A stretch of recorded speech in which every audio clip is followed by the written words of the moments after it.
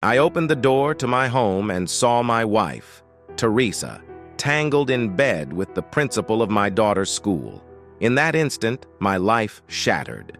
Melinda, my daughter, witnessed the entire betrayal and was thrust into a nightmare. She didn't just cry, she plotted revenge, hidden cameras, late-night confrontations, and secret alliances. Our home turned into a battleground of deceit. As I struggled to hold on to my sanity, Melinda's plan to expose the truth took a dangerous turn.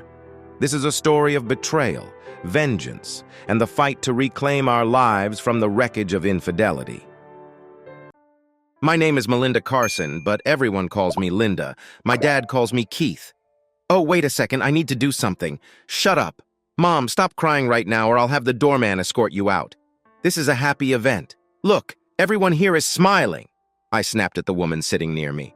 But this shouldn't happen, she whined, crying. She looked at me for sympathy, but found none. Mom, everyone in town is here and having a great time. You're the one who made this happen, including the party. So deal with it and try to enjoy it, I hissed again. Luckily, my voice didn't carry far. I just smiled and waved at the 2 or 3 people who noticed our conversation. Everyone else was looking at the back of the church. Anyway, my dad is the only one who can call me Keith. Damn, I lost my train of thought. I can't remember what I was going to say. Okay, I think the story's over. No, you won't get off that easy. Since I don't remember where I was, I'll start from the beginning. About a year ago, I came home from school and had to choose an outfit for the school's harvest dance. The Harvest Festival was a big deal because it was our only outdoor dinner and dance. We live in California, where the weather is mild. We don't have the wild storms that happen along the coast in the fall or the landslides near the mountains. In October and November, it's still warm enough to enjoy dancing outside. The evening air is a bit chilly, but a light jacket or cape is enough. I needed the right outfit. Even though I'm not a cheerleader, I'm quite popular, so I need to make a good impression. I don't need to worry about getting a date or impressing anyone because I've had the same boyfriend since sophomore year. Considering he's a preacher's kid, he's very moral. We focus more on having fun than anything else. My mom always told me to stay a virgin until marriage, but I planned to make my husband tired after our wedding. I wanted to do more. I was going to make Dean wake up scared. Part of why I'm popular is my brain. I've been in the National Honor Society every year in high school and have maintained a 4.0 GPA except for my freshman year when I got a C in physical education. I'm not very athletic. That year, my dad helped me during the summer. He made me run with him every morning. When I returned to school, all the exercises to get an A became very easy. After running, my dad and I worked out in his home gym. Without realizing it, my body changed over the summer. I got stronger and lost weight in key areas. I think it was the bench presses, but my breasts got bigger. My skinny legs and butt got more shape. The changes weren't just cosmetic. I became stronger and more coordinated. The first day back at the gym was the day I dreaded. It was assessment day to see where you ranked on the national fitness scale based on push-ups, squats, pull-ups, rope climbing, and running a mile. It usually took the first week of school to test everyone. I did terribly my freshman year, and last week I had to show significant improvement. I didn't, which is why I got a C. My dad saw my report card, hugged me, and said he was proud. I thought he'd be upset, but he wasn't. We started running together to spend more time together. Being a daddy's girl, I was all for it. We slowly increased the distance and duration of our runs. We talked, laughed, and joked. I could tell my dad anything. One day after a run, he talked about going on vacation. I followed him to the gym and started doing curls with him. It took me a while to realize he had planned it. There was already a light dumbbell next to his heavier one. Before I knew it, I was doing a full workout with him.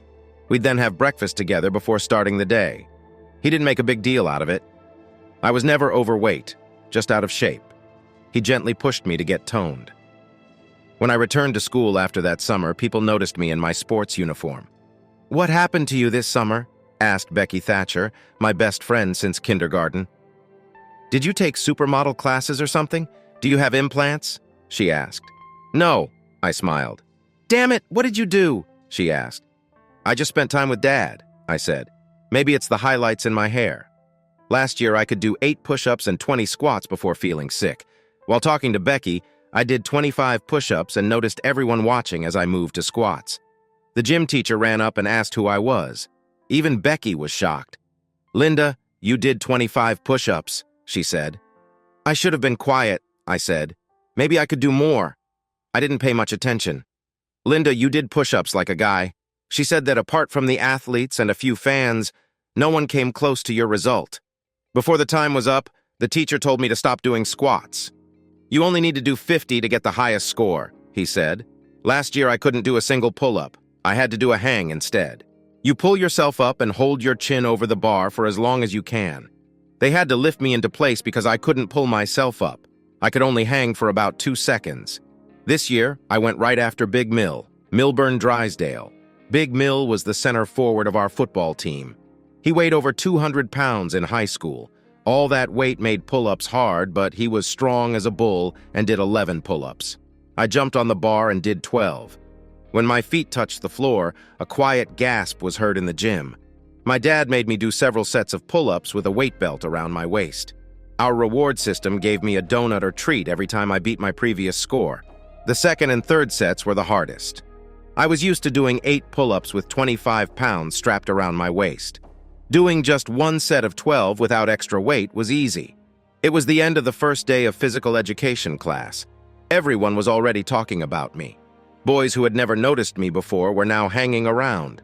Becky liked the attention. We were still sitting at the table with the same people as always. I already knew what I wanted to do with my life, so being around smart people was a good idea. I like to think that I never changed throughout high school, but in my second year, the way others saw me changed. This happened in my last year of study. Like I said, I was trying to find the perfect outfit and got home early. My English teacher was sick, and there was no substitute, so we were released early. As I walked through the house, I heard sounds coming from my parents' bedroom. I did not think much about it. I was 18 years old. I knew about sex, though I hadn't experienced it. I thought it was good for my parents, and I didn't blame them for it. I knocked on their door and told them I needed help with something once they were done. My mom always gave me fashion tips, and my dad gave me his opinion on how I looked.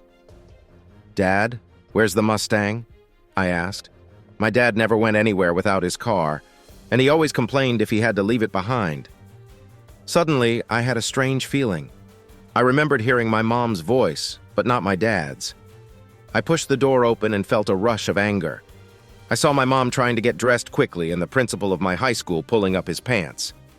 "You're a traitor!" I shouted at my mom. "And you, Mr. Edington, my dad will deal with you when this is all over. You'll need to find a new job." I slammed the door and ran out of the house. I hadn't walked far when my phone rang. It was my mom calling. I answered and immediately hung up. I went to Becky's house. I spent the day with Becky and stayed there until I knew my dad was home. As I walked up the driveway, I saw his Mustang.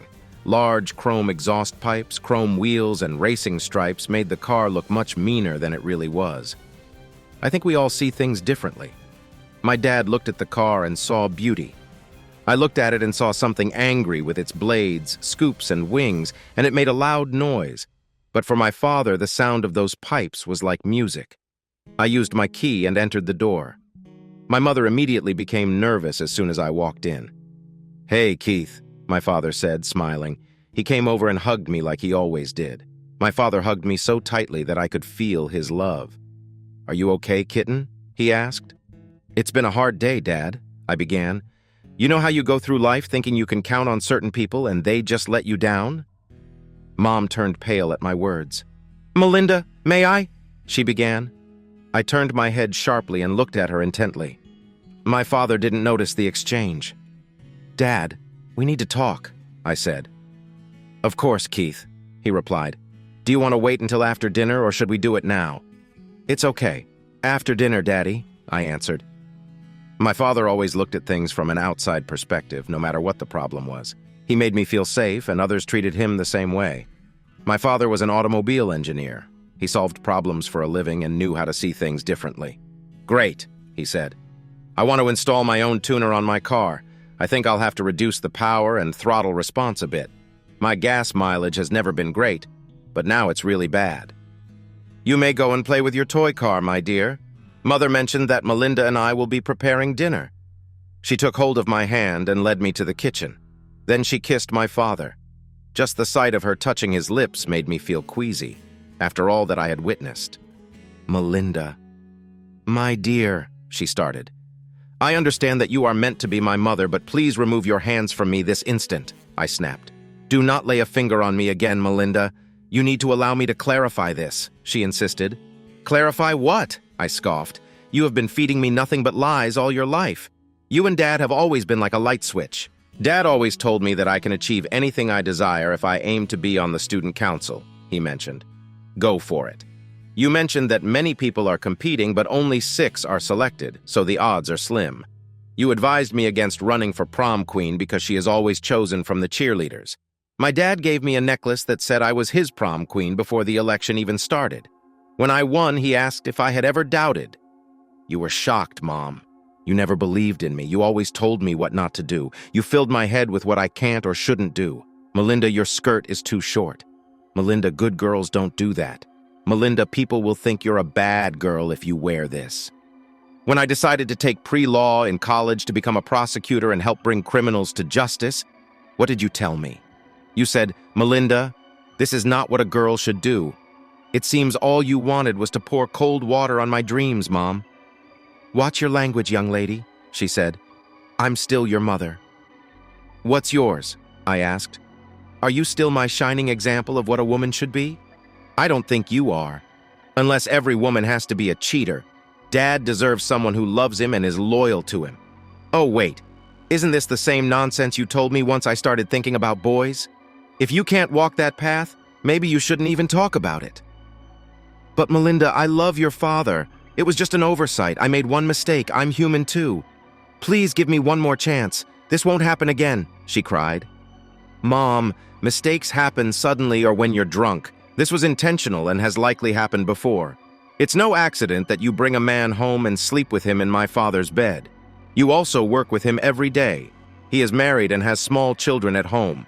You destroyed 2 families because you made one mistake. Melinda, I'm so sorry, she said. Please don't do this. This will hurt your father and tear our family apart needlessly. Why destroy 2 families to punish me? Do you want your father to get hurt? Call that man and tell him you're quitting right now. Find another job somewhere else if you have to. But if you go back to school for any reason, I'll tell Dad immediately. Give me your cell phone. If he calls you, I'll answer. And Mom, I'll be checking phone records when the bills come in. If you call even once, you know what will happen. And from now on, don't talk to me. Period.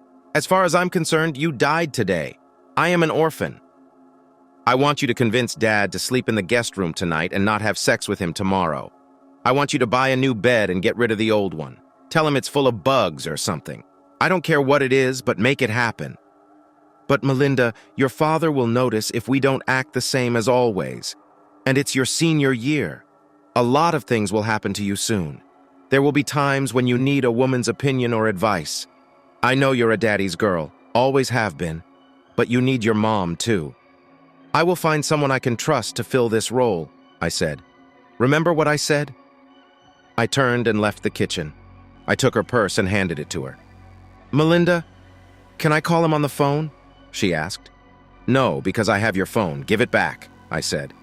She gave me her iPhone. Call him at home, I said. So his wife will probably answer the phone and you will have to ask her if you can talk to him. You will have to listen to his children playing in the background. Maybe it will make you realize how terrible you are. Melinda, do you have to use that kind of language? She asked in a whiny tone. Yes, Teresa, I said. You once told me that being a lady is not just knowing how to curtsy and use the right fork. Being a lady means doing, acting, and speaking in the right way for the situation. Do you remember this? She nodded her head.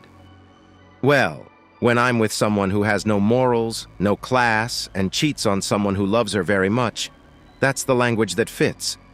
Besides, you and I will not talk. From now on, a lot will happen.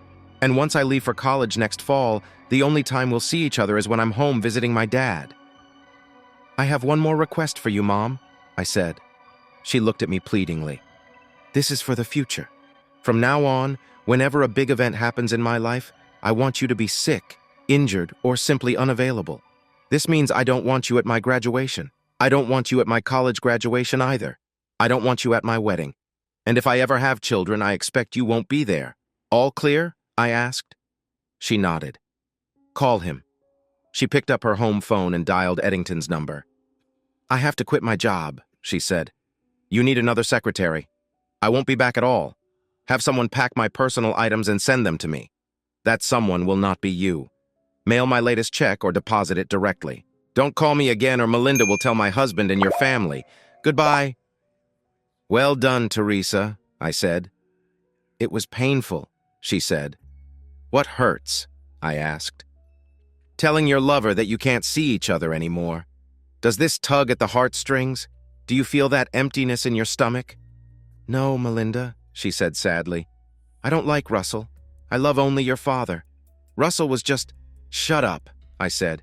If you loved my dad, you wouldn't cheat. Melinda, you are very young now, she said. One day you will understand that. I hope I never understand anything the way you see it, I said sharply. I will never understand how a woman who is married to a man who loves her completely can cheat on him with someone like Mr. Edington. Do you even know half the rumors about him? I mean, you're obviously not smart, but are you that not smart? Mom, you are far from the first woman or even the first woman in our school with whom he started an affair. You're just the latest. I bet he can find someone else to please in less than a week. I put her phone in my pocket and left the room. I went to the garage to see Dad. He opened the hood of his Mustang and plugged his tuner into the engine. His new tuner could send information wirelessly to his iPad. Men are like boys with their toys. They just get more complex and expensive with age. 3 of our neighbors were also gathered around, looking under the hood of Dad's car. When I walked up, he saw me and smiled. Is supper ready? He asked. No, Dad, I said. Don't rush. My dad could be naive for a grown man. He seemed happy. He loved his life. Watching him joke and talk with our neighbors made me feel bad for even thinking about ruining his happiness. He worked so hard to give us a good life. Mom only started working a couple of years ago when I was old enough to look after myself. She had no secretarial skills and started as a volunteer at my high school. Eventually, she began getting paid and took on more responsibilities, becoming Edington's secretary. I decided, for Dad's happiness, not to say anything. I wasn't sure it was the right choice, but it seemed best at the time. When I got to school the next day, everything started great. But halfway through the first period, I was called to the principal's office. My wonderful day started going downhill. I opened the door to Edington's office. There was no secretary since my mom had quit. Come in and close the door, Melinda, he said. I'd prefer to leave it open, I replied. Well, can you just cover it? He asked. What we need to talk about must remain confidential. There's nothing to talk about between us, I said. Melinda, what about your future? He said. The colleges you applied to will still be interested in your grades. If your GPA suddenly drops, you may lose some options. How can this happen, Mr. Edington? I asked. Some of your teachers may suddenly start grading your work more critically, he said, smiling. I assume you already have some solution to this problem, right? I said. He nodded. Melinda, what happened between your mother and me was a mistake, but it shouldn't ruin your career or anything else. Can we just... I turned around and slammed his office door so hard it was probably heard in the gym. His eyes got huge. Who do you think you are? I screamed. What are you, Darth Vader? Is this some warning that the Death Star is coming to destroy my home planet? Listen, no one falls for these cheap tricks anymore. So you want my mother? I'm not as stupid as she must be. I got a B+ every year here except for my first year. Do you know how I got my grades? I worked hard. Nobody gave me anything. If my grades suddenly drop, I'll show my teachers my work and ask them to reconsider. They'd have to show me what was wrong and examples of what's right.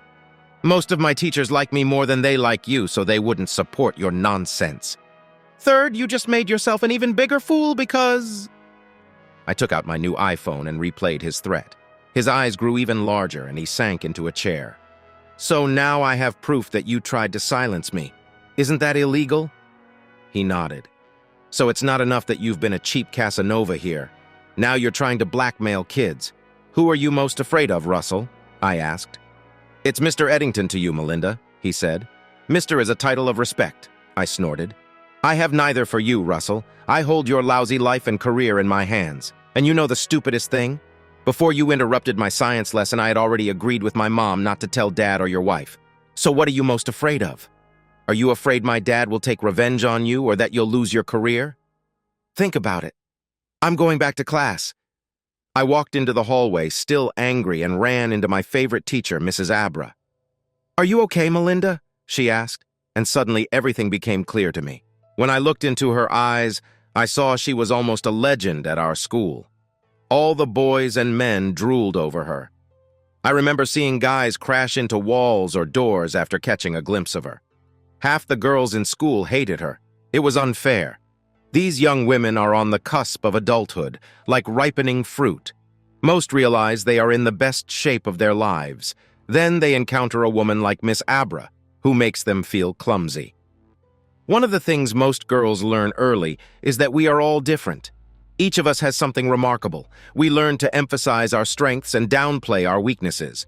So if you have an oily face, you wear sexier clothes to highlight your body and tone down your face. You can also grow your hair longer to cover one eye or the other. If you don't have a big butt or legs, you wear low-cut tops to show off what you have. If you are a skinny model with no butt, breasts, or legs, then you highlight your face. The point is, God gives us all something special. The trick is to find out what it is and use it. Then Miss Abra comes and ruins everything. Let's start from the top. The woman is simply unfair. She has what I call reactive hair. Her hair is naturally light brown. She told me that when she was growing up, people called it mouse brown because it was so plain. It wasn't a rich, dark brown that could be called smoldering, nor was it light. Her hair reacts to the sun. If there's a lot of sun in a few days, some of her hair starts turning lighter. It looks amazing. Everyone thinks her hair is highlighted. If she wears her hair in a ponytail or styles it to keep some parts out of the sun, those areas darken. Before you know it, her hair has 2 or 3 natural shades mixed together. Many women spend a lot of money trying to get that look. Her hair goes almost to her waist and flutters like butterfly wings. It draws attention to her face, which is just as beautiful. She has the bluest eyes, and when she talks about math, boys say they fall into a trance looking at her. Her eyes are so blue that you forget where you are. I wish she had a huge nose, but her nose is small, like an ornament on her face. She does something silly. She thinks she has a flaw, tiny, almost symmetrical freckles on her nose. She covers them with light makeup because she hates them. But when we go outside and she doesn't wear makeup, all the guys see the freckles and love her even more. I absolutely hate her mouth. These days, everyone is obsessed with lips. Women get injections to make their lips fuller. Then there are women born with big lips. Mrs. Abra has a small mouth, but it has a perfect Cupid's bow shape, which makes it look bigger. Her teeth are very white, and she smiles often. Her smiles are quick, and if something makes her smile in class, the whole room feels warmer. Her head and face are beautiful, but her body is intimidating. Everything adds up perfectly. She doesn't have huge breasts, but it doesn't matter. Last year at a senior pool party, I forgot my swimsuit. Mrs. Abra, as a chaperone, lent me hers. She said it made more sense for the students to have fun. I thought I couldn't fill her top, but it was only a 34C. At 18, I wore a 36C. Her breasts aren't big, but her small chest and torso make them look larger. Her waist is tiny, only 23 inches, which makes her butt look bigger. She runs every day, so her legs are intimidating. Mrs. Abra has a few quirks. She teaches math and science and wears a lab coat all day, hiding her body. She also wears long skirts and blouses buttoned up to the neck. She even wears safety glasses all the time, as if she forgets she's wearing them. She doesn't seem to realize how beautiful she is. The worst part is that she is the sweetest person you could ever meet. She spends extra time with all her students and really tries to make sure we understand how useful math and science are for our futures. She has a soft spot for shy, smart guys, and often stands there smiling at them. But she doesn't tolerate any nonsense from the team guys. She has academically benched them more times than anyone can remember. When a coach stormed into her lab, angry that one of his players was on probation due to her class, she refused to change the grade. The coach once tried very hard to win over Mrs. Abra but was rejected outright. She made it clear she wasn't interested.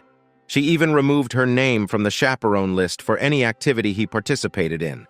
Several other teachers also tried to date her, but she wasn't interested.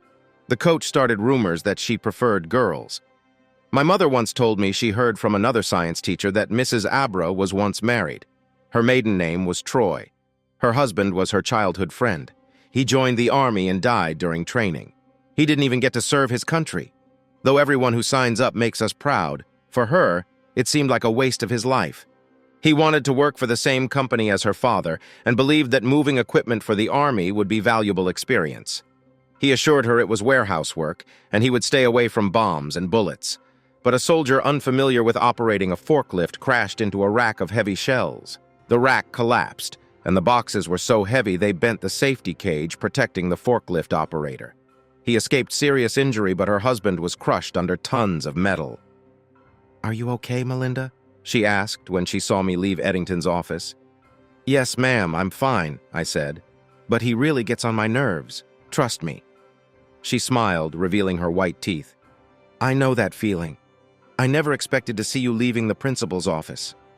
I hope you're not in trouble." "No, ma'am," I said. "But since you mentioned it, I really need some advice, some women's wisdom about fashion and style." "So you need me to find someone to give you fashion advice," she said.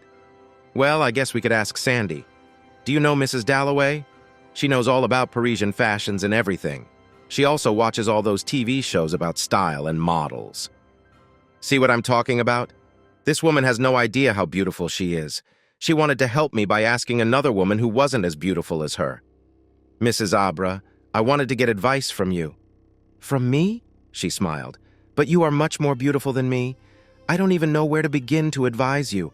Now, if you needed help with math, something you've never had trouble with, you are the perfect person to help me." "Okay," she smiled. "I will do my best, but you will have to help me too." "What do you need, ma'am?" I asked. "First and second year students don't sign up for a nature hike," she frowned. "They don't find anything exciting about science. They tend to do everything on the computer. Running through the forest isn't much fun." "Melinda, you're very popular. Maybe if you let people know you'd be joining, I'd have more volunteers," she said shyly. God, this woman is crazy. All she had to do was take off her lab coat and those funny glasses and make an announcement, and every guy in school would show up. If the guys show up, the girls will come too. The problem was that the new students hadn't yet realized how beautiful she was. "I won't just tell people," I said. "I will be there. Is it okay if I bring a friend?" "Of course," she said, smiling. "The more people, the merrier. I need as many people as possible roaming the forest and bringing me samples." I went back to class that day, and when I got home after school, I ran into my mom again. "Hello, darling," she said with a smile. I looked at her like she had gone crazy. I was 18 years old, and she greeted me at the door with a plate of milk and cookies. "Hi, Teresa," I said venomously. "I thought we agreed not to talk to each other." "Melinda, this is stupid," she said. "We are family. You came from my womb. You are a part of me. So we should at least try to get along." "Teresa, have you ever heard the expression, 'you can't go home'?" I asked. She nodded her head in confusion. "What does this have to do with us?" she asked. "Well, you know how people are born in a certain area, grow up there, then later become famous and move away. When they return home later, everything has changed. Everything they thought was great is either destroyed or was never that great." I smiled. "I still don't understand how this relates," she began. "Teresa, you said it yourself. I came from your womb. But after what I saw yesterday, I would never go back there. All your life you've given me a set of rules to follow, but you don't follow them yourself. I have nothing more to learn from you. I don't respect you anymore, so there's no point in us communicating. But Melinda, we're not just a group of people working together in an office or a sports team. We're a family. We have to forgive each other when we make mistakes," she said. "If you don't like my decision, we can always tell Dad and let him decide if he wants to forgive you. In my opinion, you cheated on a man who loves you so much that he does everything possible to make your life better. What has Edington ever done for you when you're sick? Is he the one who sits by your bed massaging your forehead? Is he the one who has supported you all these years? What did he even do for you to make you betray your husband?" "Nothing," she said. "So if we do it your way," I said, "and I tell Dad what you did, not only will I still not talk to you, but you will also lose your husband and your daughter, right?" She nodded. "Teresa, just give up while you're behind," I said. "I can't believe the girl I raised is so unforgiving," she said. Her voice trembled, and tears rolled down her cheeks. Teresa, stop crying, I said. You said it yourself yesterday. I'm Daddy's daughter. I dealt with you gently. If you were someone else, I would have ruined their life. You got off easy. If you don't do anything stupid again, you can stay married to him. But if someone else finds out what you did, it won't be pretty. I stayed in my room until Dad came home. Then I went downstairs and had dinner with him. Dad relaxed for a while after dinner, and then I asked him if he wanted to go for a walk or a light jog. Just as we were getting ready to leave, my mom asked if we wanted her to come with us. You don't like to run, I said, smiling at her. I can ride your old bike, she smiled, so we could all be together. My bike has a flat tire, I said, but if you really want to listen to me talk about school events and try to convince Dad to come to some of them, that's fine. Maybe since you're there, we can talk about yesterday, too. Well, if my bike has a flat tire, there's no way I can go with you, she suddenly said. My butt is too big to run. I love your butt, honey, my dad said. He kissed her and I wanted to vomit. My mom smiled at me after he kissed her and patted her butt. I think she wanted to see it as a victory. When my dad got up to change into his gym clothes, she smiled at me. See, Melinda? He wasn't hurt. He still loves me just as much. And believe it or not, I still love him too. I would never hurt him. He's the man I intend to spend the rest of my life with. All I wanted was a little excitement. It will be very exciting when he divorces you, I said, smiling at her. She just shook her head and went to the kitchen to clean. When Dad and I ran, we talked. He told me about some problems at work and what he wanted to do with his Mustang. I told him about the post-harvest dance and the scientific expedition for Mrs. Abra. I nudged him a little, and he agreed to join me. When he told me he would make Mom come too, I said I had already asked her and she had other plans. So when Saturday came, Dad and I got up early and grabbed breakfast on the go. We were still eating when Mrs. Abra pulled up in her car. She had one of those new Pontiacs, a reissue of the classic GTO.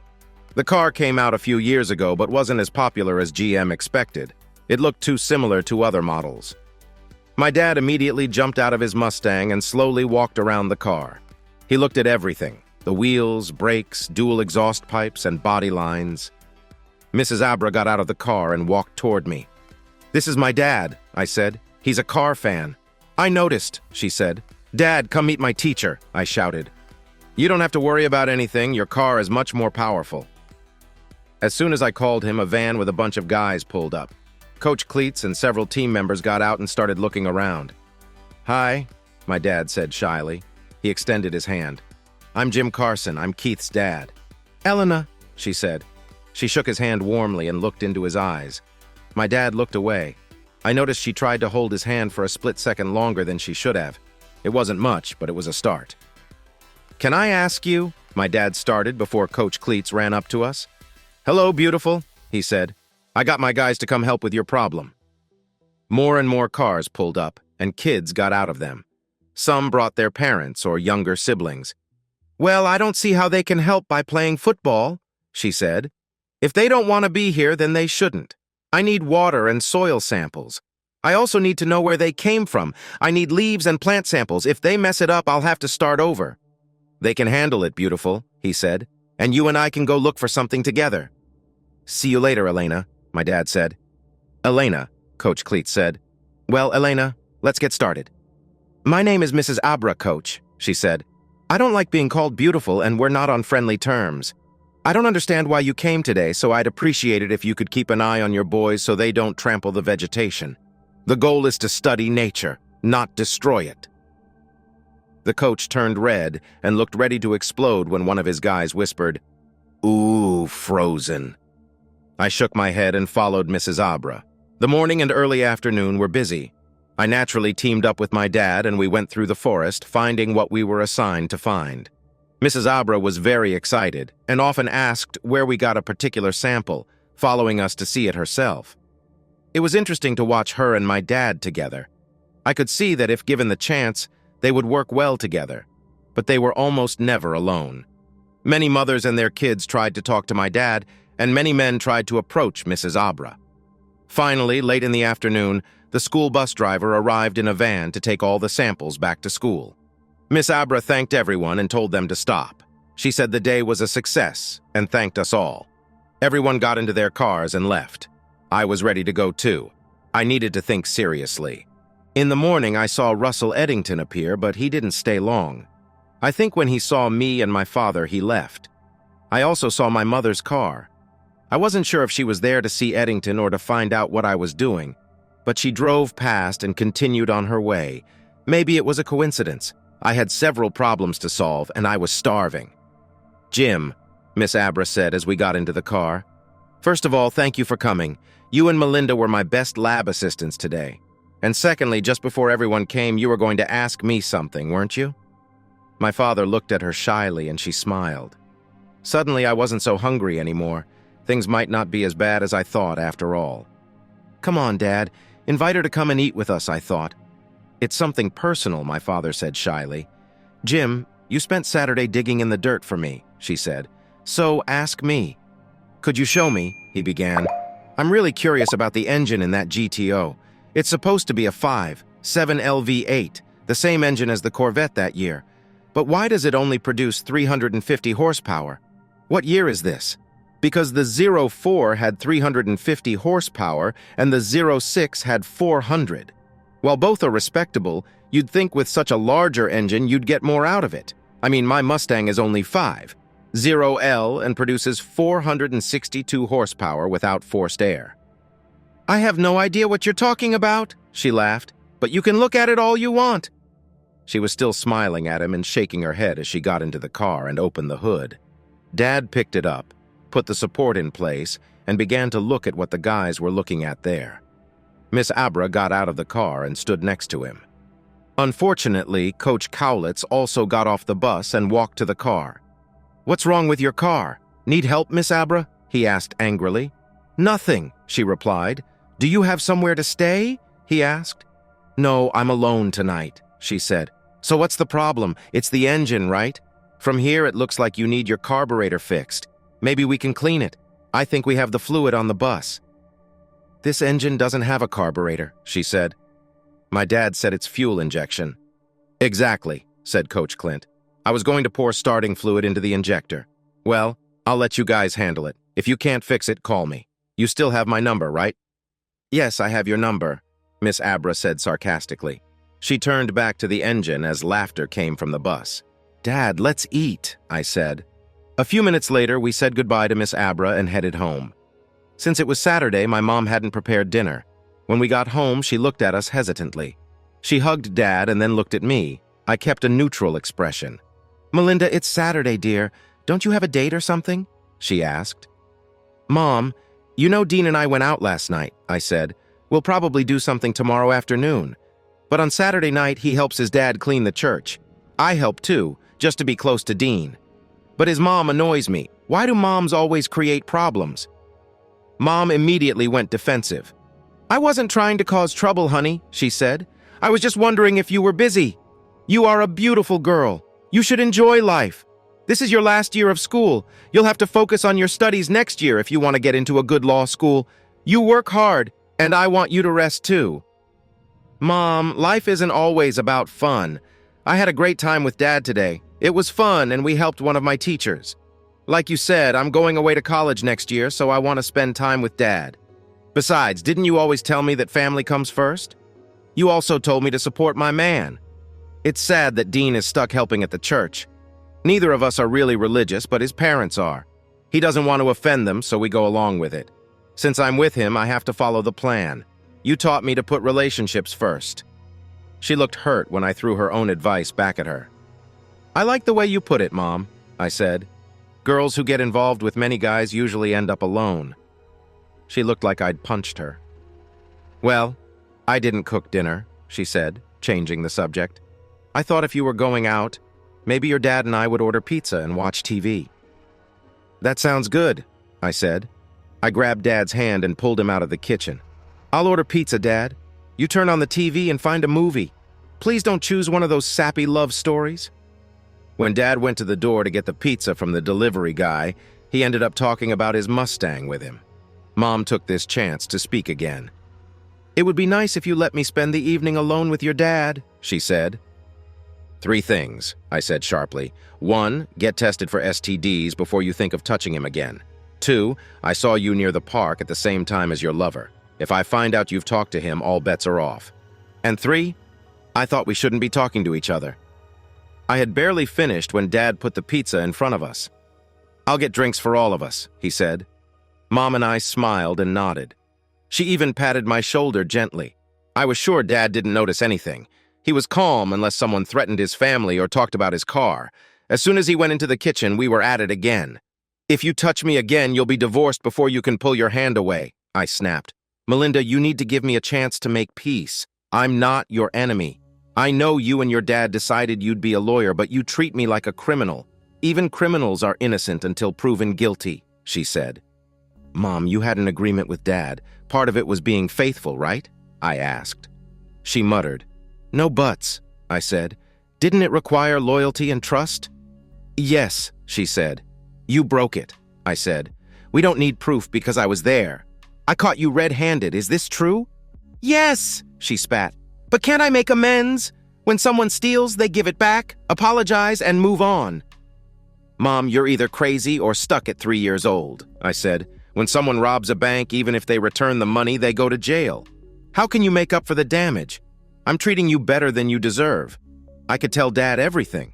You could be living with Grandma again, and you won't keep the house. Dad paid the mortgage himself. You're not even listed on it, and in most cases, the house goes to the parent and child. Since I'll be in college soon if Dad pays for it, the judge will let me live here until I graduate."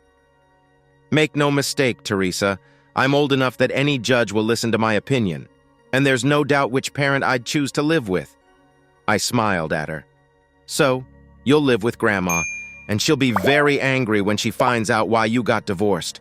Dad will probably waive child support and your half of my school expenses since you can't afford it. Even if you went back to Edington, you can't do that because he already got a younger and prettier secretary. So, at 38, you're left without skills, living in your mom's basement with debt piling up. I'm sure Dad won't let me get kicked out of school for this.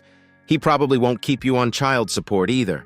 Your lawyer will likely negotiate a deal where Dad doesn't have to pay you child support in exchange for you not paying it either, and him covering all my college expenses. Does that seem fair to you?" "No," she said loudly. "I'd go broke. I don't have any skills. I dropped out of college to have a child who no longer values me. I made one mistake. Why should I lose my home, my family, my marriage, and my daughter for one mistake?" "Mom, forgetting to add bleach is a mistake. Having sex with another man in Dad's bed is a betrayal," I said, my words dripping with bitterness. Just then, Dad entered the room with a tray. He placed a tall glass of white wine in front of Mom and a bottle of wild cherry Pepsi and Dos Equis Amber in front of me. He sat down on the sofa with Mom in the middle and me at the other end. I stood up to grab the remote, and when I returned, I hugged Mom. This shocked her after the conversation we'd just had. Then I squeezed between them and put my feet on the coffee table as we sat down to watch a movie. I spent Sunday morning thinking about my problem. It was strange that an 18-year-old virgin was trying to teach her almost 40-year-old mother a moral lesson. My father had always protected me, and this time I had to protect him. I'd seen enough friends go through their parents' divorce to know it's usually the cheated-on parent who suffers most. When Daniel's father cheated on her mother with his secretary, they divorced. Her mother got the house and a monthly check but became withdrawn and depressed. She started drinking and became a different woman, which affected Daniel too. Meanwhile, her father married his secretary, got her pregnant, and moved on with his life. The money he paid Daniel's mom didn't make up for the pain he caused. She was trapped in a house full of bad memories, unable to move on or find a job. Maybe that's why I was so angry with my mother. I didn't want my father to go through this. If their marriage was going to end, I needed to make sure he got back on his feet. My attempt to set him up with Miss Abra failed. Dad didn't even notice how attractive she was and could barely ask her to look at her car's engine. Miss Abra was interested in Dad, but she was too shy to make a move. This highlighted one problem I had with the saying, "The meek shall inherit the earth." They wouldn't know what to do with it, and someone else would take it from them. I needed to find someone more assertive for my father. Mom didn't realize it, but our conversation didn't matter. I just strung her along until I was ready to cut her loose. Did I feel guilty for lying to her? No. She didn't feel guilty about what she did until she got caught. Then I realized who the ideal person for Dad was. Danielle's mom would be perfect. She wasn't as sweet as Miss Abra, but she was still slimmer and better built than my mom. She looked pretty too, or she would with some makeup and covering the bags under her eyes. She could help Dad get over Mom, and Dad could help her move on from her divorce. Monday was hectic at school. Mr. Edington avoided me. I tried to tell him I saw him in the park on Saturday, but he kept disappearing. I saw him go to lunch with his new secretary. During lunch, I met Miss Abra, who seemed to be looking for me. "Hi, Melinda," she said. "So what help do you need from me?" "I just wanted you to help me pick out an outfit for the Harvest Festival dance," I said. "I'd be glad to," she smiled. "But I told you I'm not great with fashion." "Miss Abra, you're beautiful," I said. "You're probably the sexiest woman I've ever seen. Guys go crazy for you." Before I could finish, she said something under her breath that stopped me. "I'd rather have your help," she said. "Please forgive me, but not some art teacher who thinks she's America's next top model." We looked at each other strangely. "I'm really sorry," she said. "I didn't mean to say that. I didn't mean to insult your friend." "We need to talk," I said. "Can you take me home after school? You can come over to my house, see what outfit I choose, and then maybe we can have a snack and talk about what you said." "I promise that what we talk about will stay between us," I added. She looked nervous but nodded and left. I was so excited when I told her how attractive she was, she whispered, "It's a shame your father doesn't think so." After this, I couldn't sit still until the end of class. I noticed my concentration slipping, and I kept looking at my watch. Finally, 3:30 came. I packed my books and ran to Miss Barbara's lab. As usual, a group of students waited to talk to her. Most were guys just wanting to look at her. After Saturday's walk, she had more followers among the freshmen and sophomores, so we did more than just collect samples. This made me think. First, I wouldn't want to be that beautiful. It must be annoying to have guys you're not interested in always hanging around. It got me thinking about Saturday and how cold she was towards the coach. She was polite to most male volunteers but kept a neutral expression and avoided smiling too much. But with the coach, she pushed him away at every chance. I remembered that he acted like there was something between them. He called her baby and tried to call her by her name. She rejected both. Things were probably worse for her than I imagined.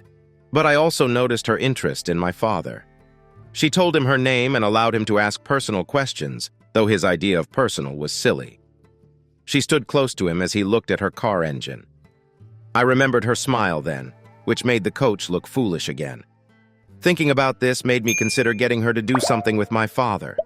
My father, though not weak, isn't very assertive. With all the other guys admiring her, what did her interest in my father mean? "Melinda, are you okay?" Miss Abra asked. I looked up and realized we were alone. I was so deep in thought I didn't notice everyone else was gone. "Sorry, ma'am," I said. "I was just thinking. You do that a lot, don't you?" She smiled. "That's probably why you're such a good student." We got into her car and I decided to test it. As we left the parking lot, she started the engine and the car took off, spraying gravel behind us. "Not bad," I said. She looked at me. "Your car has power but is also smooth. My father couldn't have done this if everyone hadn't ducked out of the way." "I could probably drive this car," I said. "You don't drive your dad's car?" she asked. I was analyzing her voice and actions. Her hands gripped the steering wheel tightly and her legs were tense. She brought up my father's Mustang. "He let me drive it once," I said. "I'm the only one he's ever allowed. But this car scares me. My dad treats it like a second child. Without traction control, it burns rubber every time it starts. His previous Mustang had a manual transmission, and the clutch was so tight it was hard to change gears. This car is automatic. My dad must have reflexes like a racing driver because it goes 35 without even stepping on the gas. I don't know how he manages it on residential streets and the highway. Every time you look at the speedometer, it's scary. I've only been driving for a little over a year, so I don't like driving fast. I took it on the highway once and thought I was going about 60. Our family car shakes a little when you go faster than 65. I realized I was overtaking cars like they were standing still and looked at the speedometer. I was going 90, and the car was solid as a rock. It was purring. This horse loves to run. By the time we got to my house, she pulled into the driveway behind my mom's car. We went up to my room and I showed her my outfits. She looked at them all before saying anything. "They're all good," she said, "but I think the person in them makes the difference. Melinda, you can look good in any of these outfits, and you'll probably be one of the best-dressed women at the dance. I would rule out these two unless you have something to use as a shawl. It can get quite chilly at night." The sound of our voices must have carried because my mother came into the room. "Hello," she said. "I didn't know you were home, Melinda, or that you had a guest. Mrs. Abra, good to see you." "Hello, Teresa," Mrs. Abra said. "Call me Elena. I just realized I haven't seen you in about a week. Are you on vacation?" "No," my mother said, looking at me. "I quit. Can I offer you something to eat or drink?" "No, thank you, Teresa," Elena replied. "We're going out to get something to eat. I didn't hear that you were quitting. We usually have a party when someone leaves. The decision must have been sudden. I don't think anyone knows yet. But I'm not sure I could work with Russell as much as you have. He makes my skin crawl. He's worse than Coach Cleats. Every time I stand in front of him, I feel like he's imagining me without clothes. Women must be crazy or desperate to be with him. I don't envy his wife." My mom looked nervous. "Well, have fun," she said, and went back to her business. I tried on both outfits, and we agreed the blue dress fit better. After that, I changed back into my clothes, and we headed to Wendy's. As we sat down for hamburgers, she asked her first question. "Melinda, if your mom is home, why didn't you ask her to help you pick out outfits?" "Can we talk about important things first?" I said. "Fine." She smiled, amused. "Melinda, you'll be a great prosecutor. You have a way of seeing the core of things." I nodded. "I'm not trying to be mean, but this is important to me, so forgive me if I step on your toes." "Okay," she said, still smiling. "You like my dad, don't you?" I asked.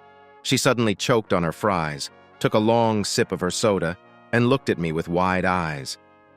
"Of course not," she muttered. "I'm not a homewrecker. Your dad is married." I just looked at her. She nervously picked at her fries. "No one will ever know what we talked about here," I said. "Melinda, I'm 33, she began. "I've only been in love once. It ended tragically, and I've been on the sidelines ever since. It's not that I didn't want to move on. I just didn't. A few years ago, I went back to my hometown and saw my in-laws. I guess I got lonely and thought maybe an apple from the same tree would work. He had 3 brothers. The oldest was a drunk who beat his wife. The youngest, 5 years younger than me, was a drug addict. The middle one, who served in the army with my husband, is in prison." She paused. "I wondered what my life would be like if he came back from the army. Would he have become like his brothers, or was he different? I'll never know. My sister-in-law tells me Robert, the older brother, was an angel for the first 5 years of their marriage. Then he changed, becoming like their father. She never expected him to hit her. She told me to hold on to my good memories, but I got the impression she thought he would have changed too. I wanted to move on, but I react to most men the same way you react to a tree. I'm not stupid, Melinda. I know I'm attractive, but so are you.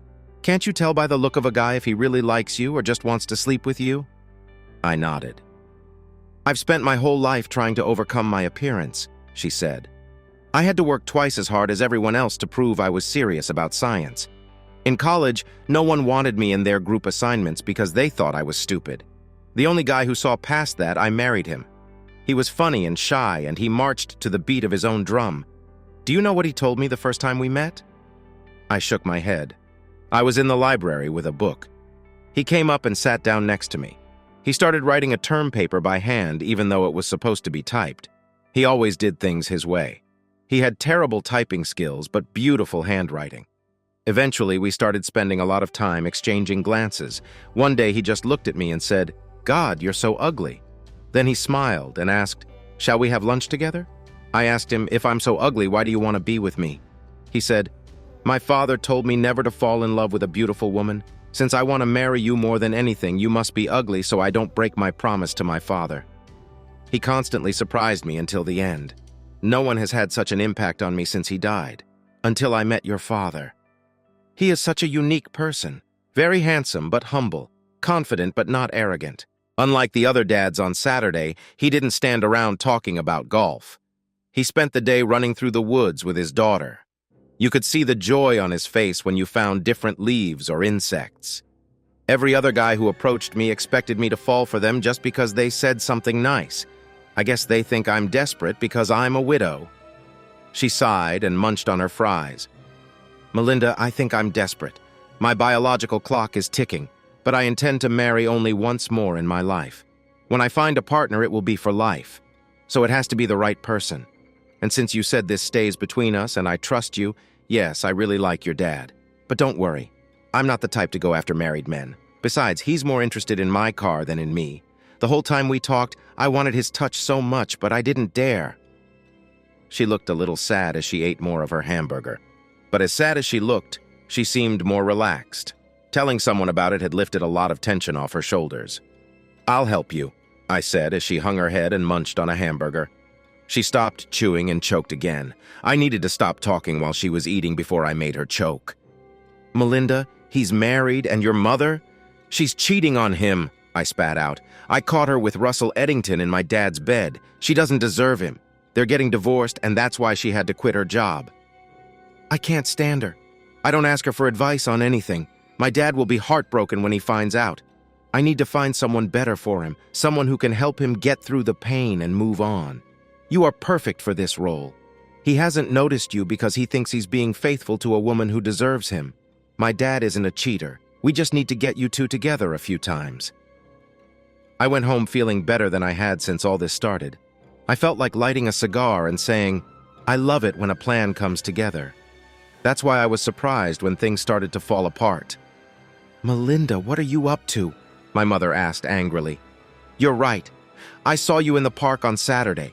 I was afraid you would tell your father. I saw you introduce him to Miss Barbara, and you actually brought her into our house. If you need help choosing clothes, that's my job. I'm your mother. Did you know she prefers girls?" she asked. I laughed out loud. "She doesn't prefer girls," I said. "You probably heard that from Edington. She's just picky about her men." "What do you mean?" she asked curiously. "I knew I had her. This wasn't what I planned, but it might work." "Do you remember our conversation about making up with Dad?" I asked. She nodded excitedly. "The only way to even things out is for Dad to have sex with someone else too. Then everything will be smooth and we can be a family again. I'm tired of all this anger, Mom. I miss you, so if Dad has sex with her a few times, it will all be over. And you'll never tell him?" she asked. "And you will forgive me too?" "That was the plan," I said, "but it won't work. Dad didn't even look at her twice. He was more interested in her car than her." "I'll help you," she said. "No one knows your father better than I do. We just need to bring them together enough times that they have to touch each other. Then, when we're ready, we need to get your father drunk. Let me think while I make dinner. We can do it." She smiled widely and held out her hand for a high five. God, she's so stupid, I thought as she left the room. The next day at school, I told Mrs. Abra, or Helena as I called her since we were partners in crime, about the new developments. I also told her about my mom's idea to get them together at a party. This was also a practice dance for the harvest dance, so younger kids could learn to dance before the big festival. Most kids were good at club-style dances, but had little experience with partner dances like those at the harvest festival. I convinced Helena to sign up as a chaperone and told her I'd get my father to do it too. Once there, I got them to dance with each other, and we were one step closer to getting them together. The funny thing is, this idea came to my mother as the practice dance approached. I noticed my mother becoming more worried. I still didn't talk to her much, but we talked about the plan. She had interesting ideas about what to do after the practice dance. There was magic in the air. On the night of the practice dance, I let my mom put a flower in my hair while I waited for Dean to pick me up. Both Dad and I were shocked that Mom wasn't coming. I got angry and pulled her aside. "I thought it would be cool to invite you here to watch Dad dance with Helena. I wanted to see you squirm as a younger, better-built, and more beautiful woman excited Dad right in front of you. Helena and I agreed that you don't love Dad. You cheated on him and refused to confess when caught. You're even willing to let him have sex with another woman and help plan it. You don't love him as much as you claim. You should cry at the thought of him with someone else."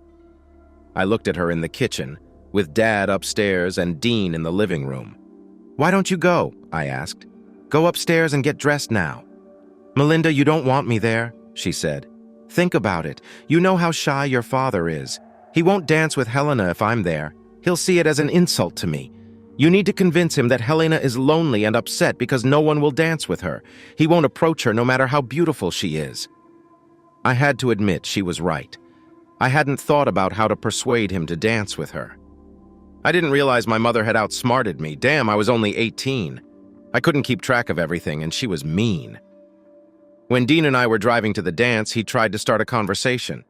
My mind was elsewhere, thinking of all the things that could go wrong. I reached out and took Dean's hand. He's so lucky. His calm nature reminded me of my father, which is one reason I loved him so much. Dean had the same commitment to a cause, idea, or person that my father had. But unlike my father, Dean would never have to worry about the woman he loved cheating on him. Other than the parking lot filling up after dark, the school remained unchanged. We stopped at Dean's house so his dad could take a photo of us while his mom chewed gum. Okay, that was mean. I shouldn't compare his mom to a cow. I apologized to the cows for the unfair comparison. As we approached the door, I heard the powerful roar of an engine and smiled. "Wow, that must be your dad's Mustang," Dean said. I laughed and shook my head. "No, honey, that's not my father," I said. A few seconds later, we heard an even deeper and louder rumble as the driver pulled into the parking lot. "This is my dad's Mustang," I said. The two cars parked next to Dean's Toyota. Most people probably thought it was a coincidence, but to me it was a sign. It felt like a blessing for our union. I watched as Miss Abra looked across the car at my father. My father fiddled with his keys. Suddenly, Coach Cleats ran up to Helena's car and tried to open the door. It was locked. He tried again and again. She rolled down the window and asked, "What are you doing?" "I'm just opening your door, baby," he smiled. "I'm trying to be a gentleman here. I figured since we're going to spend most of the evening together, we might as well start off on a good note." "We're not starting anything," she said coldly. "Your comment about rubbing bellies is inappropriate in the workplace. I could easily file a sexual harassment complaint against you." "Hello, Helena," my father said. "I hate to bother you, but I was hoping you could show me where the gym is. Aren't you the football coach?" he asked Coach Cleats, extending his hand to shake. "I heard the team is looking good. People are saying you guys might even win a game this year." The locks on Helena's car clicked open, and she got out. It seemed like every head in the parking lot turned at the same time. Helena wore a white sheath dress that hugged her curves. She had a string of pearls around her neck and in her hair, much like mine. She had a large flower tucked into one side.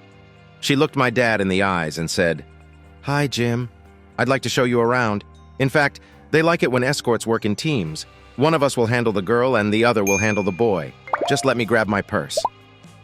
She sat back in the car and grabbed an expensive-looking white leather clutch. She took my father's arm and they entered the building together. I grabbed Dean's hand and pulled him along. I needed to see what happened next. I noticed a lot of people watching them when they entered. Helena might as well have painted a target on herself. Most of the women immediately hated her. She set new standards the moment she walked in. Her presence had a strong effect, especially among the women. Both she and my father looked like they belonged together. I was proud of how my father stepped in to help her with the coach, who was still angrily trailing behind them. "Okay, we're here, and you're safe," my father smiled. I had a bad feeling when he turned to leave. "Jim," she said quietly, "where are you going?" "I just wanted to get you away from the guy who was bothering you," he said. "I'm going to check on Keith." She took his hand again. "You saved me, so now you're stuck with me.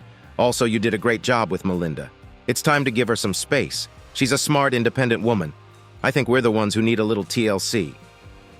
My father looked embarrassed, but sat down at the table with her. Then something unexpected happened. We all heard the sound of a car engine ringtone coming from my father's jacket. He smiled and took out his iPhone. Helena looked at me and I shrugged. "Oh, hi, honey," he said. "Are you feeling better?" Then he laughed, listened, and fell silent. I was sure he would rush to her house, but at least I got him to pay attention to Helena. He motioned for me to come over. "I have a problem," he said. "Your mom says Helena is depressed because only jerks ask her out. I saw that coach. He's a jerk. Your mom says I should dance with her. How do I do this?" "You can do it, Dad," I said. "Just be yourself. After all, you're only asking her to dance, not to marry you." For some reason, the DJ wasn't fully set up yet, but he played a song and many people headed to the dance floor. Dean and I went to dance, and as he spun me around, I kept an eye on our table. When Dean and I returned, a man came up and asked Helena if she wanted to dance. "I'd love to," she said cheerfully. "But I already promised someone all my dances, even though he hasn't asked me yet." "He must be an idiot," the man said before Helena could respond. The DJ played another song. We heard a beautiful female voice with an Irish accent singing. "The light of day is slowly fading. Time stands still with you. I'm only waiting for you. A light touch and I feel weak." "Come on, Jim. They're playing our song," Helena said. "We have a song?" my father asked. When they hit the dance floor, I listened to the song. When the singer reached the chorus, I couldn't help but smile a little. Elena knew exactly what she was doing. "So keep going, come on, leave me breathless, tempt me, tease me until I can't deny it. Loving feeling, may I long for your kiss. Come on, keep going, come on, leave me breathless." They danced, and although my father seemed confused at first, a smile appeared on his face. I realized everything would be okay. Looking at Elena, I knew he was in good hands. She began dancing formally, but slowly and purposefully pulled him closer. When they weren't dancing, they sat at the table, laughing and talking. Elena was in seventh heaven, literally beaming. Men tried to catch her gaze, but she kept her eyes strictly on my father. She caught my gaze and silently whispered, "Breathless," even though my poor dad didn't realize it. He was having an almost perfect first date. We had only been there for about 3 hours when the fantasy ended. Someone must have spiked the punch because Coach Cleats was angry and drunk.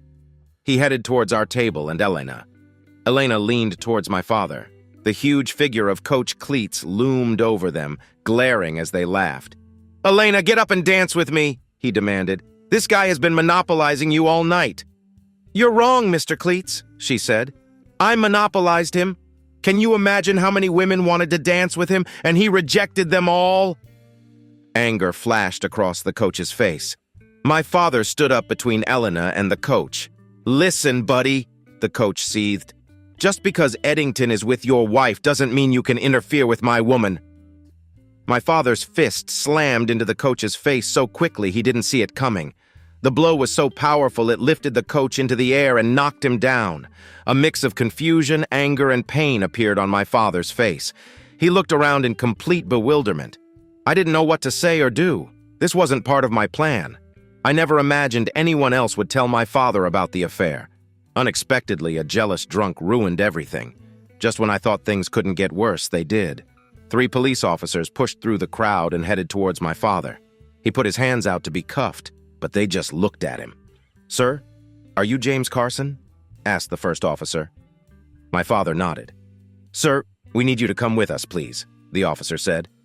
"Do I have to wait until we get to the station to call my lawyer?" asked my father. The police looked at him like he was crazy. "Sir, no one cares that you hit that drunk," the officer said. "This is a private party. Security handles things here. We came because your wife was in an accident. She fell." My father was shocked.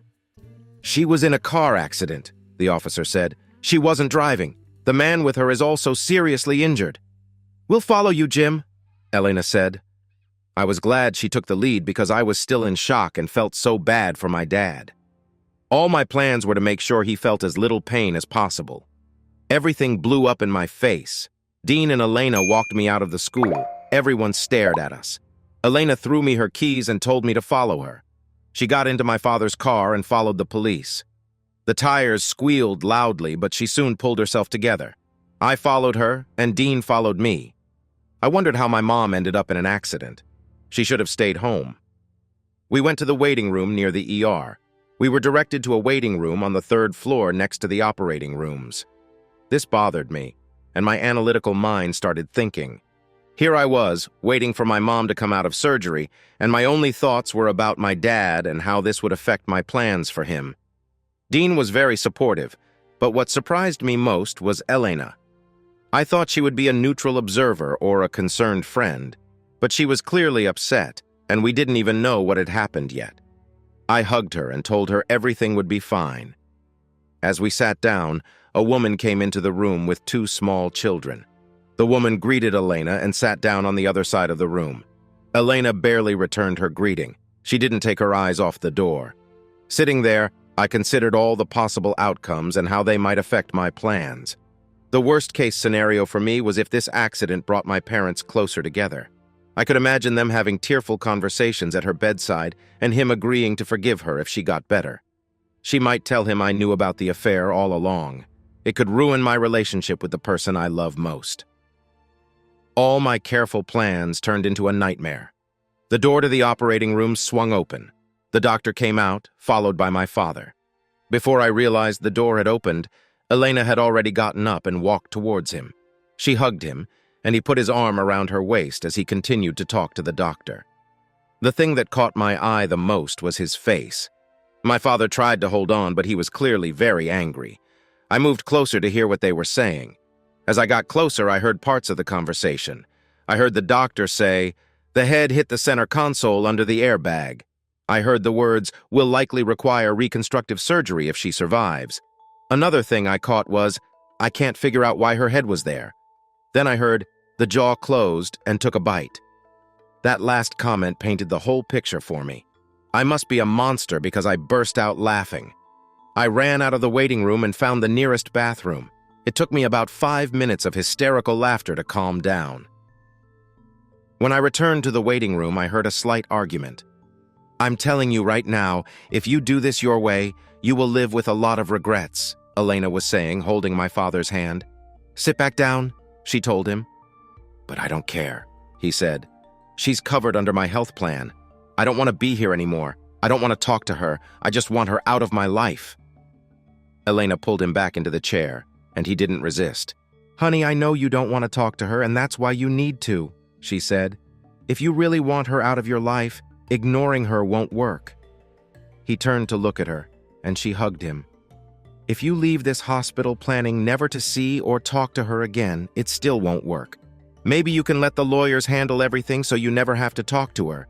Either you get the house or she does, and you never see each other again." He nodded.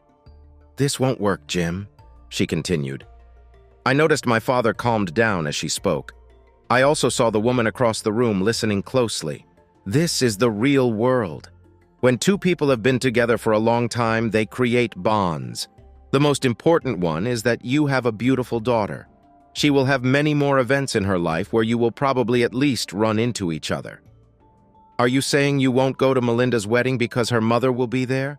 Or do you want to be so cruel that you deny the woman who gave birth to her the privilege of seeing her only daughter marry? My father pursed his lips and crossed his arms. Elena took his hand again, locking it in hers. "I'm not done holding this hand yet," she said. "No matter how you feel about her, there's another problem. Even if you push her out of your life and avoid her, there's the concept of closure. Psychologists call it that. But I don't like the term because with people and emotions, nothing is ever really over. In 5 or 10 years, even when you've resolved everything, there will still be many questions you simply don't have answers to. But for your own sake, so you don't spend the rest of your life doubting yourself, you need to talk to her." I thought Elena wouldn't be as persistent and that my father would be weak, but things were moving so fast. I was gone for 5 minutes and didn't know what was happening. Elena talked about the rest of their lives together as if it was a foregone conclusion, and my father didn't argue with her. It was exactly what I wanted, though the sequence of events was not what I had planned. I shouldn't be upset because all I wanted was for my dad to separate from my cheating mom and find someone who would love him. It looked like he would end up with the right woman. I just needed to make sure all the pieces were in place. After thinking about it, I decided to stop interfering and let the universe sort it out.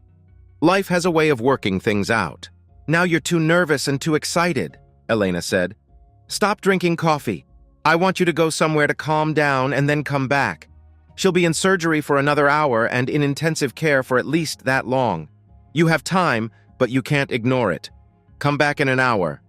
"But what about?" he began. "Melinda and I are here," she said. "We can fill out any forms or do whatever needs to be done." I smiled at him as he looked at me. He came over and hugged me tightly. I walked over and sat next to Elena. "Go, Dad," I said. "Elena is right. Driving always calms you down." As my father walked toward the door, a woman from across the room reached over and grabbed his sleeve. I'm so sorry for your pain, she said sadly. My father nodded but didn't seem to pay much attention to her. Then I recognized her. It was Russell Edington's wife. Elena started talking as soon as I sat down. Melinda, I thought you were the main schemer, she said. But your mother beat us all. She tricked your father into thinking she was sick so she wouldn't be at the dance. She told you that if she were there, your father would be too shy to dance with me, right? I nodded, trying to understand what she was getting at. The call your father received when we arrived at the dance was from her, Elena said. I know that, I said. I was glad she called because it got Dad to dance with you. Don't, Helena said. She called him to make sure you and he were at the dance so she could sneak out to be with Russell. They were going to a motel this time because last time you found them at your home. She didn't know what time you'd be home and didn't want to risk getting caught again. Apparently, he lost control of the car or wasn't paying attention, and they crashed into a tree. The airbags deployed perfectly, and Russell only had one injury, but it was a serious one. Okay, it's probably a minor injury, I said. I can't believe that she was going to cheat on him again. Helena, Dad was right. We just don't need her in our lives. Maybe there's nothing they can do about it, a woman said from across the room. I don't understand you, ma'am, I said. But I don't understand your husband either. You are a beautiful woman and you have 2 adorable little girls. You are much more attractive than my mother. Why would he cheat on you with her?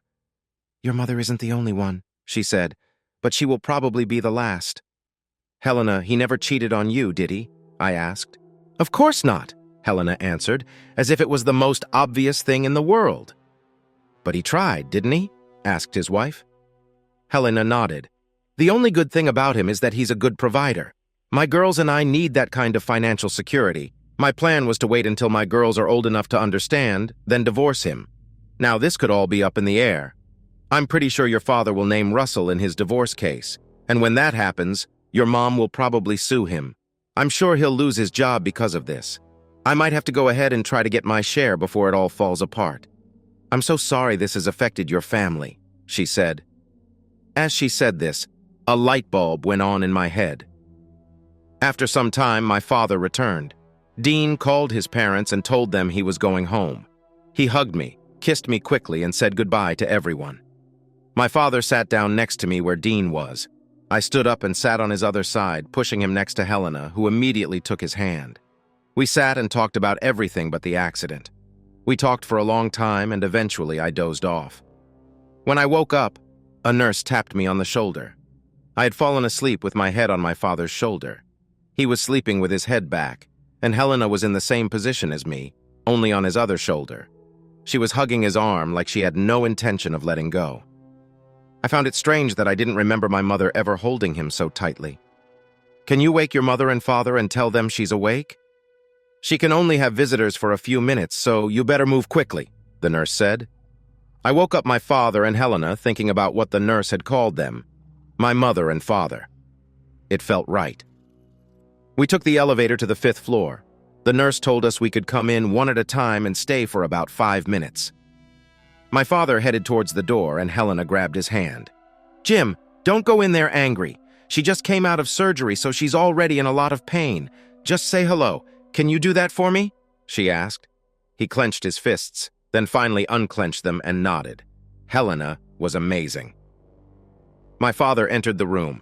He was gone for about 15 seconds and then returned. I went in. One side of her face was completely covered with a bandage. She had tubes delivering medicine into one arm. Her shoulder was bandaged on the other side, and she was in some kind of frame that kept her spine straight and prevented her from rolling over. There was a metal halo attached to her head, keeping her from opening her mouth. Hi, Mommy, I said. How are you feeling? A sound came from her mouth that was somewhere between a grunt and a squeal. I told you that if you cheated on him again, something bad would happen to you. But you didn't listen, so you deserve what you got. And what you got is karma. Mom, since we're the only ones in the room, I'll let you in on a little secret. I was never going to lose sight of this. Ever since I first caught you, I've been looking for someone who can take care of Dad when I go to college. Helena is perfect for him. I appreciate you helping me put them together. It looks like she can handle it. Her eyes got bigger, and it seemed like she was trying to say something, but the metal circle prevented her from moving. Trying to move seemed to cause her pain. "You should be grateful to her. If it weren't for her, he wouldn't have come here to see you," I said. She looked at me angrily. "Mom, don't be angry with me. It wasn't my fault. Dad knows about you and Edington, but I didn't tell him. He found out just before the police came for us. Guess what? It wasn't the police. It was Coach Cleats. The coach was angry with Dad and Helena. He got drunk and told Dad things he shouldn't have. Dad knocked him out in front of the whole school, including the kids on his team. It got me thinking. How did the coach know about you and Edington? The coach and the principal aren't friends. You were a coach too, weren't you, Mom?" I looked into her eyes and she couldn't meet my gaze. I just shook my head. "What are you doing, Mom?" "Well, I guess my 5 minutes are up. I probably won't come to see you very often, so see you." When I went outside, Dad took my hand. "Thank you for everything, Helena," he said. "I don't think I could have done this without you. I've thought a lot about what you said and it makes sense. But I'm just not sure I can do it. Even now, when she's not in the room, I want to strangle her and that jerk Edington." He took a deep breath to calm himself. "Anyway, I'm sorry if my problems ruined your evening. Let's go, Keith. Let's go home," he said. "Did you bring my car here?" "Helena did," I said. "I drove her car. Remember, she handed you the keys." "Do you still have my keys, Melinda?" Helena asked. I nodded. "Okay, see you at home." My father's mouth dropped, but he had been listening to her all evening, so he just agreed. When we got home, I just changed my clothes and went to bed. I could hear their conversation even as I fell asleep. When I woke up the next morning, I showered and went downstairs to grab something to eat. My father was sleeping and snoring on the sofa. I heard movement in the kitchen. I walked in and saw Helena standing in front of the stove. She had 2 frying pans going. In one, she was frying bacon. In the other, she was making pancakes. What struck me most was what she was wearing, my dad's U of M t-shirt and nothing else. I was sure she was wearing underwear, but I wouldn't bet on it.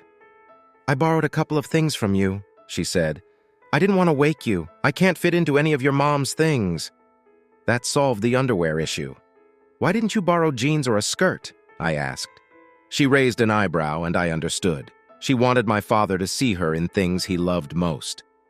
"We talked all night," she said. "He's very upset.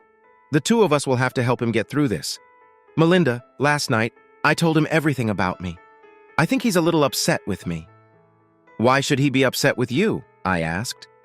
"Because I needed to be honest with him," she said. "I didn't want any secrets between us, so I told him that I was at the dance for a reason." I had to admit that I had been pretty much stalking him ever since I first met him while hunting for specimens in the forest. I think it made him see me as something like your mother. I think he really believes that I would go after a married man. The only way to prove I'm not that bad would be to let him know who told me he was probably available, and I couldn't do that without giving you away. If I wasn't sure she belonged to my father before, this statement convinced me she belonged to us. "Don't worry, Helena," I said. "We'll all be okay after breakfast." She nodded and picked up the fork she was using to flip the bacon and the spatula for the pancakes. I took the fork. I'm terrible at making pancakes. After breakfast, Helena borrowed a pair of my sweatpants. Naturally, she chose blue ones to match Dad's sweatshirt, which she refused to give up. She packed lunch, and despite Dad arguing and complaining the whole time, she took us out for a picnic. We ended up back in the forest, the same place where we hunted for specimens. The 3 of us talked the whole time, and I confessed everything. Helena also told my father that she loved him. The saddest part was seeing that my dad was still angry but just couldn't handle what my mom did. Several times he told Helena how beautiful she was and even said, "I would be crazy about you if it weren't for..." We all knew what he meant. Helena asked why Dean wasn't there, and I reminded her that it was Sunday and he would be at church until at least noon. As we left the park and headed home, we got a call from the hospital. Mom woke up and really wanted to see my father. He gave the nurse his grandmother's phone number and we went home. We stopped at Helena's apartment because she needed clothes. "How long are you staying?" my father asked. She raised her eyebrow again. We watched movies and relaxed for the rest of the day. Dean joined us after leaving church. We sat, watched movies, talked, laughed, and ate. I noticed that Helena was never more than a few inches away from my father. The next day, we all returned to the real world. I had to turn in assignments and take a test. People looked at me all day. The guys from the team constantly came up to me, shouting or laughing. I found out what was going on just before lunch. Nobody knew what really happened at the dance. Not many people heard what Coach Collitz told my father, but everyone saw the results. The strange thing was that no one noticed until this morning. But Coach Collitz was also in the hospital. When he landed on his butt, he broke his tailbone. The assistant coach was running practices. Towards the end of the day, we were all called into the hall for a meeting. The vice principal explained that Principal Edington had been in an accident over the weekend and would be in the hospital for a while. She told us to continue as if he was still here because that's what he wanted. She asked us to keep praying for him, but I was glad I didn't. One person asked how long he would be gone, and she said she didn't know, but that he would be back as soon as possible. Another person asked about his injuries. This made me laugh. I came home and looked in the refrigerator. I had made dinner once or twice, so I decided I would do it again. I had plenty of time because Dad wouldn't be home from work for at least another 90 minutes. I was surprised when I heard a car drive up, and even more surprised when I heard a knock on the door. I opened it and saw Helena. I just stepped aside and she came in. She went into the kitchen and looked around. "What are you doing?" she asked. "Burgers," I smiled. "I'll cook them and Dad can grill them when he gets back from his run." "He's running?" she asked. I nodded. "Okay, what are we making for sides?" she asked. I shrugged. "How about a big salad?" she suggested. "We can mix everything we have, and if you don't like something, just don't put it on your plate." "That's a good idea," I said. She pulled out a large bowl and we chopped up vegetables, onions, and mushrooms. "Do you think he'll mind if I join him on his run?" she asked. "I think he would like it," I said, and she did. When my father returned home, she was waiting for him in her workout clothes, and I'm sure he noticed how great she looked. They came home, took a shower, and we all had dinner together. During dinner, we talked and avoided the elephant in the room. Helena mentioned that her car made a strange sound and sometimes lost power.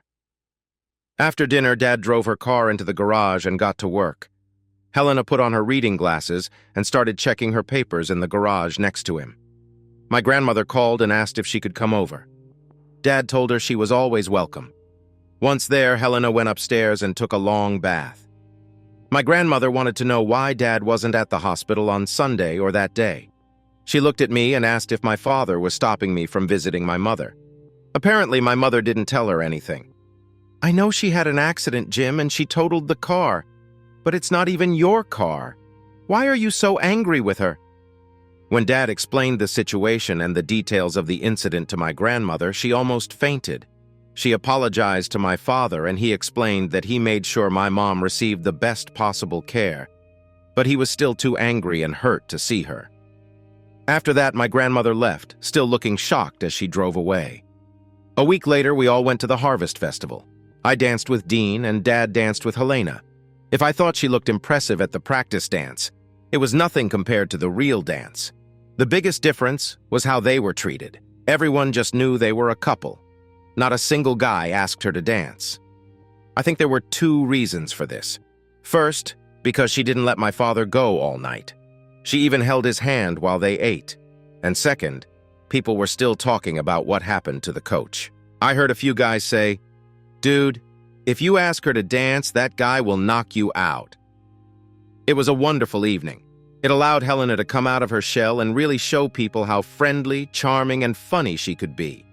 She didn't have to worry about guys hitting on her all the time when my dad was around. Both her smile and the light in her eyes tripled.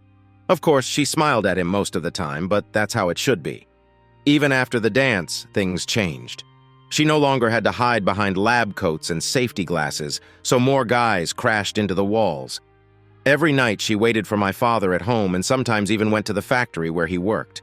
She couldn't wait to be with him again. This continued for the next few weeks.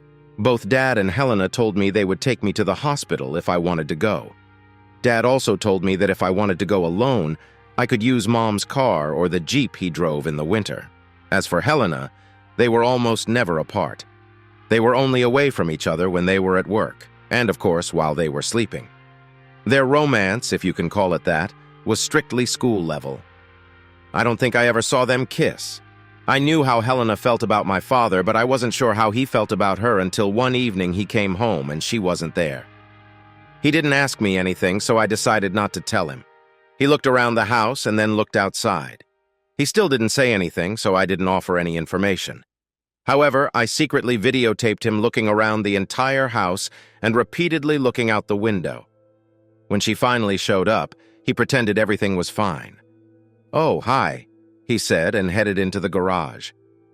Helena looked at me strangely. "What have I done?" she asked. "Why didn't you tell him we had a parent-teacher conference today?" I asked. "Because it's time," I said. "Time for what?" she asked. "Dad is stuck in limbo. It's time for him to return to the real world. He doesn't even think about Mom. She's been in the hospital for over a month now, and we haven't visited her once." "I'll take you to her if you want," Helena said. "Darn it, I don't want to see her." "Maybe he doesn't either," I said. I knew Helena was ready to fight for my father. "Calm down, Helena, but we both know he needs to start some kind of divorce proceedings or something. He can't just forget about her and hope she goes away. She texts me daily, and I'm sure she texts him too. As soon as she can talk, she will probably start calling. And then there are you two," I said. "What's wrong with us?" she asked, blushing. "Helena, he really loves you very much. You know it." "Well, I love him more than just love him," she said. "That's it. But he's afraid to admit that he feels the same way about you." "How do we know he really feels that way?" she asked. "Maybe he just considers me a family friend." I showed her the video I had just taken of him wandering around the house, looking into every room and constantly looking out the window. "What was he looking for?" "You, Helena. He doesn't admit it, but he really missed you, so it's time for him to stop pretending and move on with his life." "Hold that thought," she said. "Indeed, the time has come." I watched as she walked through the kitchen and out into the garage. My father was leaning over his car doing something. I don't know what he does with this car all the time. I think he talks to it. She tapped him on the shoulder and he straightened up. She wrapped her arms around him, pulled his face to hers, and kissed him. At first, he just stood there, but then his arms wrapped around her and he kissed her back. Watching them made me wish I wasn't such a good girl and that Dean and I hadn't taken a vow of chastity. This sight made my legs give way. Principal Edington returned to school the next day and the coach came back the following week. The coach walked slowly, bent over. Edington never left his office. He had a new secretary, his wife. She smiled at me every time I passed her in the hallways. She asked about my mother and I had to say I hadn't seen her. She asked about my father, and I think she cared. She knew how much it hurt, having been through it herself.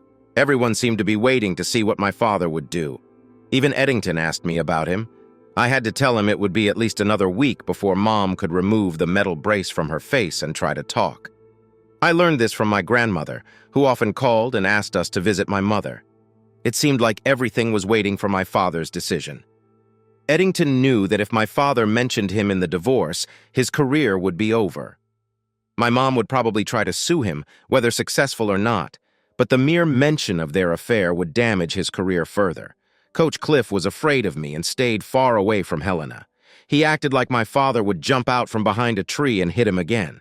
He wrote Helena a letter apologizing for his behavior and promising to leave her alone. The biggest problem for him was that he had always been the tough guy at school, and now many of his players laughed at him behind his back. Helena and my father were also in limbo. She practically lived with us, but they did not sleep together. They might as well have, since there were many nights when I got up for a drink and found them sleeping together on the couch, fully clothed but huddled together as if their lives depended on it. Finally, the tension broke. I picked up the phone and heard my mother's voice. "Hey, Melinda, is your dad available?" When my shock wore off, I handed him the phone. When he answered, his back straightened and his whole demeanor changed. He said a few words and hung up. Helena grabbed his hand and he smiled nervously. "I don't think there's any point in putting it off any longer. Let the battle begin." The next day, he went to see her. From what he told me later and what I learned from my grandmother, she was sitting upright in her bed. She had lost some weight and put on makeup to reduce the bruises. She tried to be her usual aggressive self, but it no longer worked. "James, I'm sad that you haven't come to see me once," she said. "How can we fix our marriage if we don't talk? I know I made a huge mistake, and it will take a long time to overcome this. We can't handle this alone. I have a therapist here. She does family therapy. Maybe next time you come, you should bring Melinda, and we can have a session with her." My father didn't say a word. He simply placed a stack of papers on her bed. She looked at the papers and cried. "No," she said. "We don't need this. We need to talk." "Okay, let's talk, Teresa," he said. "Talk to me about why you did this to us. Tell me about how our daughter found you and that idiot in our bed.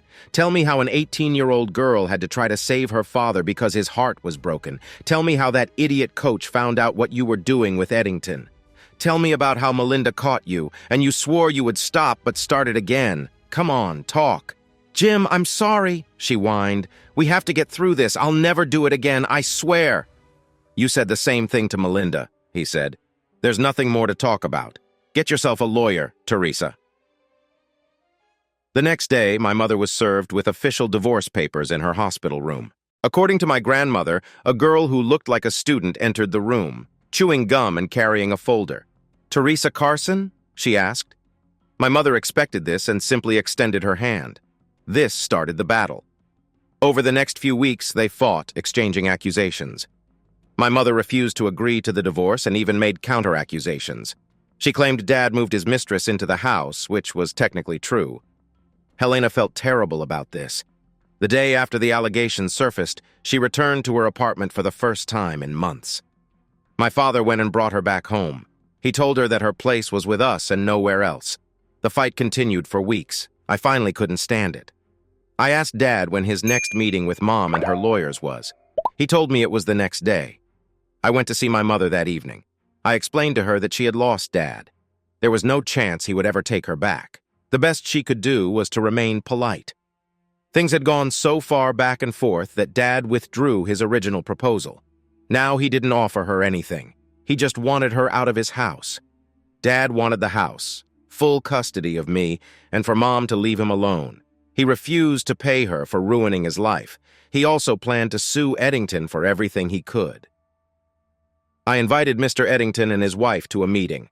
I sat at a long table with Dad and Helena at one end, Mom and her lawyers at the other, and Mr. Edington and his wife on one side. I presented them with my plan. My plan called for Mr. Edington to pay my mother child support for 4 years and rehire her as his secretary. That way, Mom could go back to college and learn some skills so that when child support ran out, she could support herself. Dad got the house. Mom kept her car and rented Elena's apartment. In return, Dad agreed not to sue or mention Mr. Edington in the divorce.